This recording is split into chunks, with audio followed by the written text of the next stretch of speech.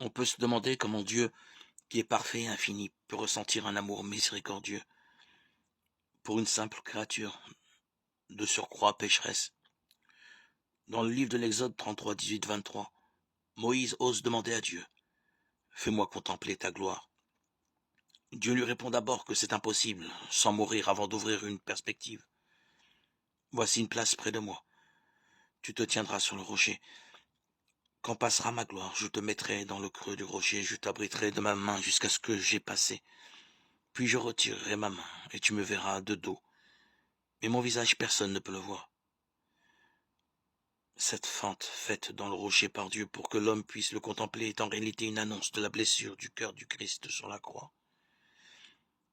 Ainsi, ce qui paraît impossible du fait de notre petitesse et de notre péché va être rendu possible dans le cœur transpercé du Christ. Mais tous les hommes n'acceptent pas de se tenir dans le creux du rocher, comme Dieu le demande à Moïse. De ce fait, ils sortent de la relation de miséricorde avec Dieu, ils ne peuvent plus le voir que comme une colère, un potentat écrasant. Comme l'écrit saint Paul, nous qui étions de par nous-mêmes voués à la colère comme tous les autres. Mais Dieu est riche en miséricorde. À cause du grand amour dont il nous a aimés, nous qui étions des morts par suite de nos fautes, il nous a donné la vie avec le Christ.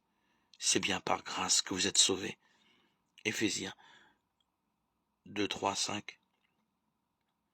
Lorsque l'homme se situe hors du creux du rocher, le cœur transpercé de Jésus, il ne voit plus Dieu tel qu'il est. Cette miséricorde que nous avons reçue, nous sommes appelés à en être des témoins vivants, à rentrer dans l'attitude même de Dieu à l'égard de tout homme. Soyons clairs.